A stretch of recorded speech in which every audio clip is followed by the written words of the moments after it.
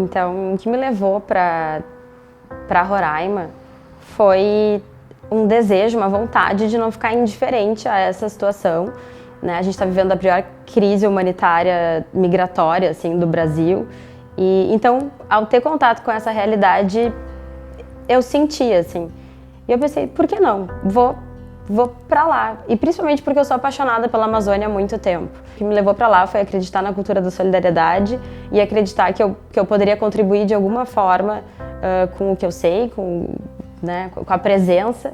Então, assim, esse movimento de ir até lá, ele com certeza é motivado por acreditar num mundo melhor, acreditar que a gente pode, enfim, se ajudar e construir isso juntos. Assim. A minha experiência de voluntariado, ela contemplou a imersão tanto em Boa Vista quanto em Pacaraima. Em Boa Vista, a atuação era mais no Centro de Migrações e Direitos Humanos e a gente recebia as pessoas, os refugiados, enfim, para entregar alimento, porque é basicamente o principal problema, assim, o mais urgente que a gente precisa resolver. Então eu acho que foi difícil, porque tocar a fome do outro foi a coisa mais devastadora que eu já senti, assim. Então, quando eu estive em Pacaraima, por um acaso do destino, assim, foi no dia anterior ao Maduro resolver fechar a fronteira. E quando ele surpreendeu a todos lá, assim, e fechou a fronteira, a gente não sabia o que ia acontecer, porque a gente não sabia como é que as pessoas chegariam. E as pessoas começaram a chegar por caminhos alternativos, o que deixou a situação pior, assim, porque elas tinham que caminhar mais tempo no sol, sem comida, sem água. Então as pessoas chegavam arrasadas, exaustas, assim. E daí tem criança, tem idoso, tem gente de todo tipo chegando na fronteira. E a gente percebe que são centenas de pessoas, de histórias, de famílias, de laços familiares rompidos, de sonhos que foram, assim, destroçados. Então, é muito mais do que um número grande que a gente fala, né? Então, todos os dias, centenas de pessoas chegavam e numa situação super triste, assim, algumas pessoas com malas, outras pessoas só com uma sacola de supermercado, assim, então a vida delas estava dentro daquela sacola de supermercado. Aquilo era preservado, sabe? Teve uma senhora que me falou, o pior não é sentir a fome, porque isso a gente já vem sentindo há algum tempo. O pior é eu não saber quando vai ser a minha próxima refeição.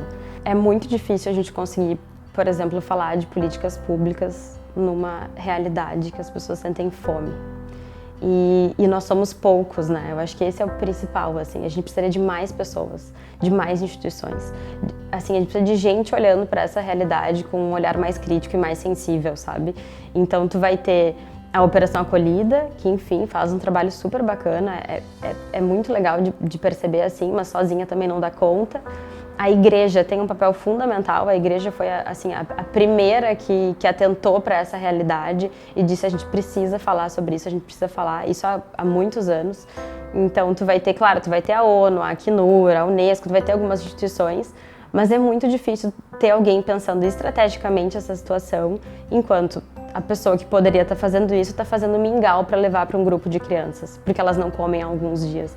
Então, eu acho que essa é a urgência, né? A gente precisa de mais pessoas para que elas pudessem nos ajudar a pensar, a resolver o que está acontecendo agora, porque essas pessoas precisam sobreviver, né? E essa é a questão, elas precisam comer, elas precisam desse básico, assim.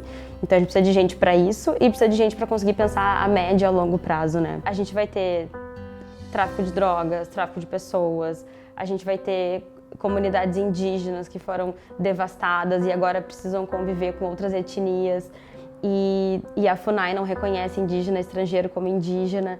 Então a gente tem tantos problemas que permeiam assim, a prostituição, porque as mulheres se sentem obrigadas para sobreviver e para conseguir educar os filhos. Então assim, a gente tem casos de abuso, casos de a própria atuação policial, a gente tem muita coisa, né?